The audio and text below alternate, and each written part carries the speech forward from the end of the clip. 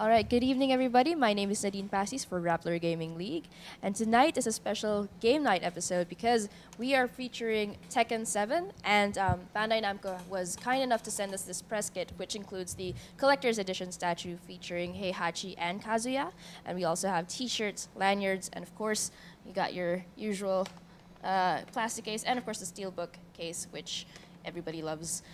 But what makes this night truly special is that I'm joined by these three gentlemen here, and they're going to play the Tekken 7 in the console right now. First up is AK, Tekken Filipino prodigy, as everyone will know, Richard Rohan of Playbook, and of course, Victor from Team Spooky. He's the founder of the global esports team. All right, so are you guys ready? Are you guys excited? Yeah, of course. All right. So what we're going to be doing is an offline multiplayer mode, and Spooky and AK will be playing up first. So basically, go ahead, guys. Choose your characters. So one question that I have for you guys is, how do you usually choose these characters? Do you choose according to your opponent, or do you choose according to what your strengths are and just go from there? In a tournament setting, you may choose a matchup, especially if you know your opponent in advance. But there's two different styles. Some guys are what I call a character specialist, and that means that in most situations, they have only one character that they will play. And then there are some other players that do have counter picks and characters that they think are strong in certain matchups.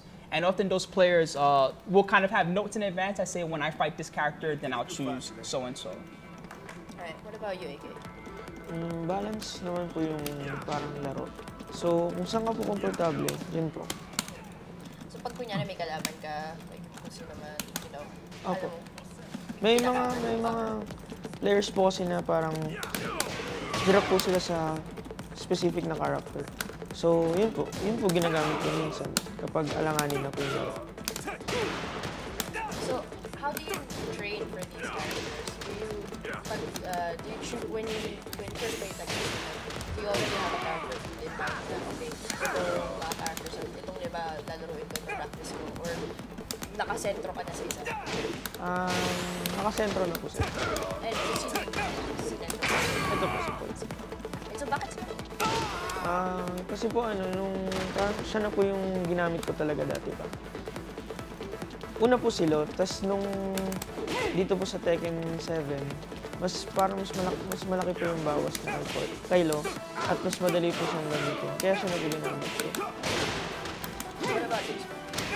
So, I find that most people, when they try out Tekken for the first time, they just try a character they think looks cool. It's like, hey, I like this character, and he looks awesome, or he has this really cool move that I like, right? But if you want to truly get good, wow, that hurts so much. If you want to truly get good, there are some things that you can do that help you out. The first thing, wow, that looks cool. The first thing is really learning from a better player. One thing that I often ask is, what are the 10 best moves of my character? And a better player will say, oh, okay, well, Claudio, for example, my character, my hop kick is really good. And then, you know, this move is good, or like my running 2 is really good. Moves of that nature, right? So once you have an idea of what moves are good, one other thing that you learn is punishers. So the game is a 60 frames per second game, right? Which means that anytime that I attack, either I'm at advantage or disadvantage. This jab is a +1 move, so if he blocks it, right, I know that I have advantage. If we both press a jab after that, actually my jab will be his if I do it correctly. The same thing with other moves. Let's say he does like his hop kick with fall, right? If I block, then actually I can just do my jab, or if I'm really on point, I can do a bigger move and I can punish him.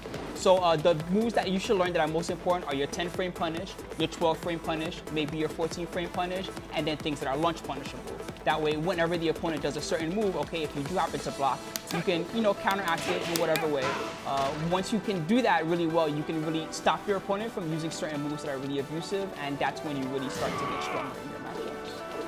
So speaking of, you know, learning from pro players, that is a thing that Playbook does, right? Can you tell us more about what the community on Playbook does to help, like, beginner players? I mean, me, for example, I fall victim to button mashing all the time, and it's something that I really want to get rid of. How does that go? We actually have a weekly FC night for the fighting game community at Playbook. So during the weeklies, we do mini tournaments, we do tutorials for newbies. So everyone's friendly there. So anyone who wants to learn the game you can just go there. It's a promo night, so it's like play all you can all day, and then you meet the community, meet the good players. They can sit with you, so that you will learn from the best. Besides that, we do have a weekly show as well, a playbook, where we help out newbies on stream. So we do rank matches, offline matches, just lab work to help them improve. Do you often participate there? At this point, not yet, because Tekken 7 will be out tomorrow. So you'll see more of AK at Playbook during FGC nights beginning next week. So, how are you training so far? Like, for example, what is the usual training routine for you? For example, even like before Tekken 7. Pupunta po akong playbook, tapos din po ako naglalaro. Like, how long? How many hours usually? Kapag may free time po, like 2 to 3 hours. So, wait, you're Pero kasi po ngayon, wala pa pong Tekken 7. So, di pa po ako nakakapaglaro. So, ano yung, so far, what do you think about the game as you're playing this? Mas madali po siya kumpara dun sa Tekken Tag 2 na dati. Kasi parang mas pinadali po siya nung gumawa. Kaya kung gusto po matuto ng maglaro, mas madadalian po sila. Hindi na po mahirap. Like nung grab po, binago na po nila. Kasi dati po, specific po yung pagkalas. Ngayon po, it's either 1 or 2 na lang po pipindutin mo para makakalas. So, wait lang, you're still a student, 16 years old, Apo. right? How do you balance training for big tournaments and studies? Inuuna ko po yung studies syempre. Kapag, pagtapos ko na po lahat, doon lang po ako maglalaro. And yet you still win. With that limited hours of playing, you still win. That's amazing. So, you were his manager, right? How do you actually train him? How does one day of training with him go? For training, for Tekken 7 specifically, since the Tekken 7 console version was not here yet, he does a lot play at the arcades for Tekken 7, the vanilla version. So every week we try to give him time to play there. Couple of hours, 2 to 3 hours a day with his dad, and then he do some lab works as well. Watch videos of Tekken 7. Watch the pro players around the world too. So that's what we can do. But now that we have the game coming out this weekend, he'll do more training offline, online matches as well, and do a lot of lab work, see the character matches and everything. So we're very excited to see what AK and the rest of the Filipino players can do in the upcoming months. So, speaking of the upcoming months, let's first talk about the actual launch. So, Spooky, can you tell us a little bit more about this launch that's coming up this Saturday? So the launch of the game is finally coming. To be honest, Tekken 7 has been around in some form, even here in the Philippines, for like almost 3 years, something like that. And one of the biggest complaints is that actually if you're not here in Asia, it's very difficult to play this game. It's available in Japan and Korea, the Faded Retribution version. And here in the Philippines, we have standard Tekken 7 thanks to the deal from Time Zone.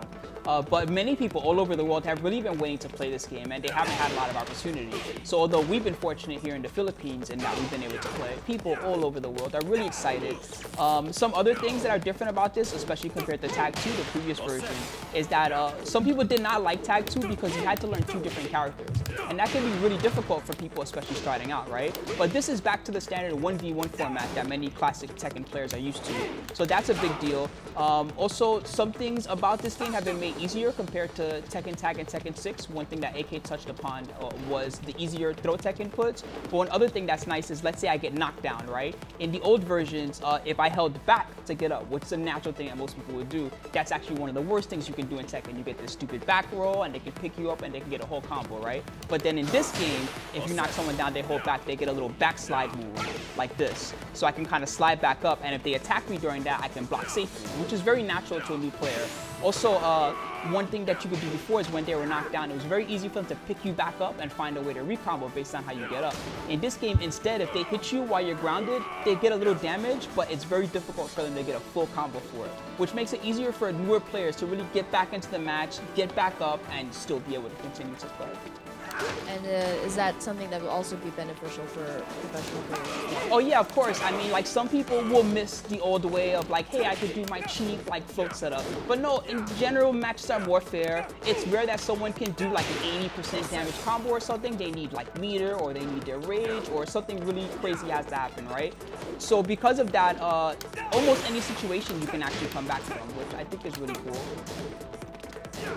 So about your event this Saturday, can you tell us more about Rajar? Sure. So Rajar is an event that I created with Richard at Playbook in Makati, which is his new store. And it's funny how as I talk about 80% combos, he did one to me.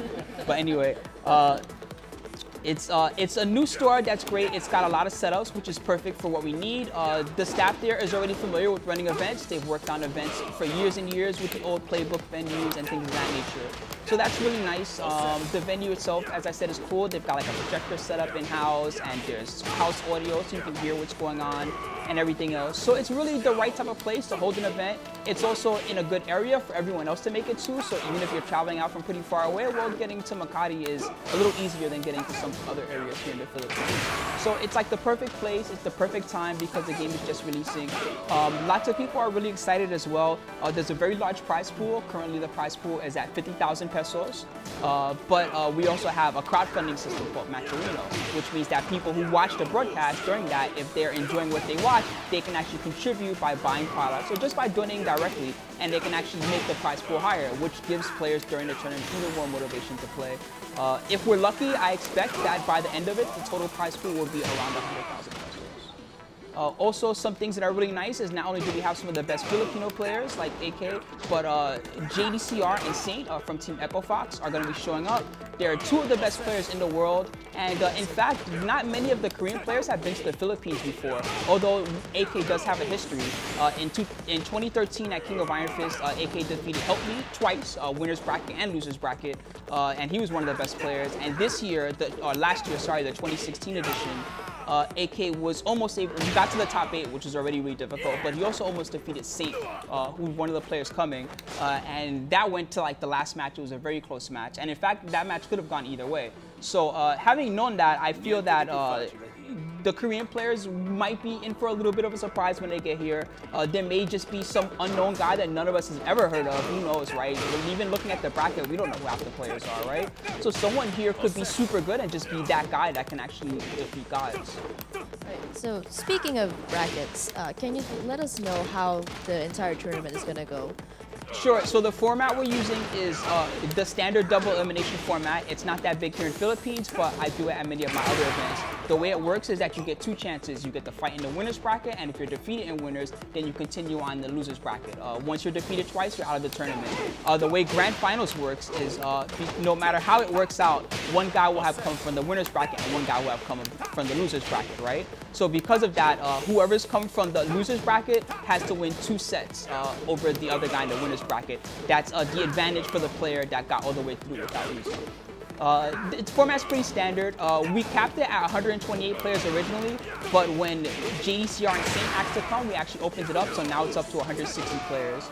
We actually could have gotten even more, but we were concerned about space and having enough space for everyone. And there will already be sure players who will be placed on the upper brackets, right? Yeah, so there will be some seeding. The way that we're seeding will be based on a few different factors. One factor is ESGF, the tournament that recently happened. So anybody who was top 8 at that event will get a seed. That's just because the main reason why we do seeding is because if you take 2 strong players and you make them face to a first round, as an example, right? Well, one player will stay in winners and one player will stay in losers, right? Well, the guy in losers, you know he's gonna crush everyone, right? So it can be really unfun for a new guy to come and say, okay, my first match was against somebody good and then my second match was against somebody good and I didn't really get to play, right? So that's not very fun. But also, it's also not very fun for the top players. You know, nobody wants to come to the tournament and first round I had to fight my teammate who's also super good, right? So that's why we make it a point to seed the event. It makes it more fun and it makes it more fair for everyone in the long run. All right. well, obviously now we know what AK is going to be practicing for this Saturday. But after the Rage Art, what's going to be up next for AK? The next will be Rev Major. It's a Tekken World Tour major. So the Tekken World Tour was just announced last week. So the Philippines was fortunate enough to get a master event. So basically, the structure of the Tekken World Tour is region locked. So they will be doing tournaments in Asia, in Europe, and America. So people will fly to different countries to earn those points, league points, so that they would qualify top 5 per region. With that said, they divided it into 2 categories. It's the Challenger Series and the Master Series. For the Master Series, you get more points, basically, if you win that tournament. So the Philippines will be getting a Master Series, the Rev Major Philippines. That's happening on July 8 to 9 the Circuit Makati at the Power Mac Spotlight Center. So please do register if you're a Filipino. I'm calling you out right now. Everyone will be there. The Japanese players hopefully will be there. The Korean players will be there. We might see other players from Europe or the United States. We never know. But I hope the Tekken Philippines really step up their game. It's a chance for us to showcase our talent to the world, and what way to better showcase it at a major tournament like Rev Major Philippines. That is really exciting. I mean, that is one of the biggest ways for us to make a mark here on well, in regards to Tekken 7 and the fighting game community all around the world in general. What about you, Spooky? After Rage Art, what will be next? I have to go to USA for a little bit to go to E3. But I also will be training for Rev Major. It's actually a more playbooks event than my event. I'm mostly showing up just to help out and check it out.